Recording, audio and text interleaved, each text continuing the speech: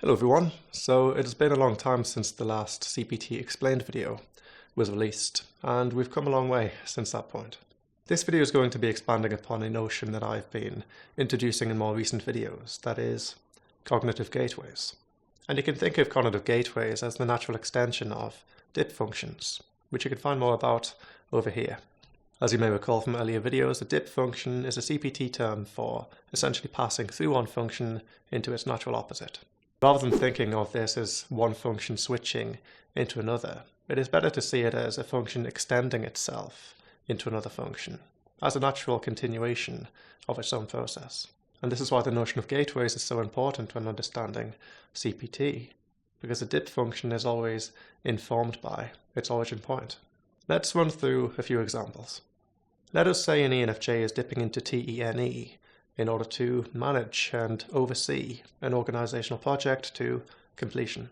Rather than switching into actual TE dominant mode, they are rather passing through extroverted feeling. Therefore, extroverted feeling is still very much a priority here, and therefore the needs and wants of the collective will be naturally taken into account during the managerial process. Now let us take an ESTJ, a type who also engages this cognitive pairing. The difference here is that the ESTJ is not naturally passing through an FE gateway in order to access this cognitive function, and therefore the ESTJ's TENE doesn't tend to be so much imbued with FESE as it would be in the case of the ENFJ. Naturally, the ESTJ can engage this more socially affective pairing, but they do so through extending their gateway of TENE, in the same way that the ENFJ extends their dominant gateway in order to enter TENE. In this instance, the ESTJ will start from the primary gateway of TENE, and therefore FESE may even be used as more of a tool to ensure that the project is completed as effectively as possible. After all, if the morale of the team is disrupted, they would not perform as effectively. And in type terms, this means that ENFJ tends to require a level of social accord before TENE can be effectively employed, whereas the ESTJ may find themselves more unfettered by such requirements. If an NE-centric type like the ESTJ engages SE, it is also important to bear in mind they start from extroverted intuition. So essentially the type is starting from a big picture and then essentially narrowing their scope in order to lock onto something that is most relevant. For example, they may be overseeing a large construction operation, noticing a part of the land is not level, and then using SE in order to remedy that particular imbalance. Here, extroverted sensing has been entered through the extroverted intuitive gateway, the external big picture, and therefore is very much to the agenda of this big picture, in this case the foundations of a construction site. However, let us say an extroverted sensing cognition does this instead. They may find themselves hopping between different things very instinctively and comparing them on a more categorical level.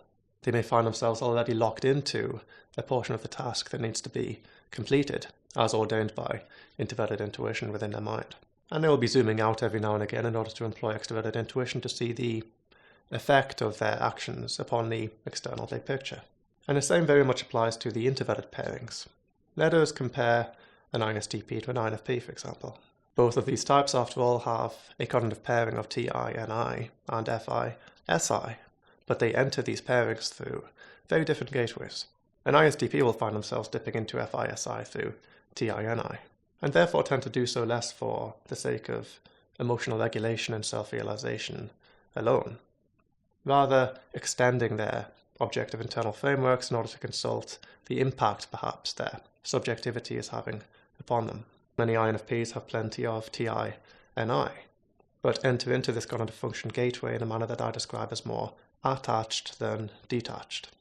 So, unlike with the ISTP, the TINI of the INFP is more a natural extension of self-realization than a cognitive function pairing used more for its own sake. And now that we've established the essence of what a cognitive gateway is, we can go about comparing the different types of cognitive gateways within CPT. What we've discussed so far in this video is referred to as the extension gateway. Here, a primary pairing is naturally extending into its opposing pairing of the same orientation. Since the cognitive function pairings are on the same plane as each other, what we have is an extension of the cognitive pairing to either complete or enhance its own natural process. However, let us say the aforementioned INFP dips into TINI from TENE instead. This would naturally occur when ASA researching new information, as TENE is feeding into the TINI knowledge banks. This is referred to as the impression gateway of CPT. Here the external gateway is leaving an impression upon its introverted counterpart.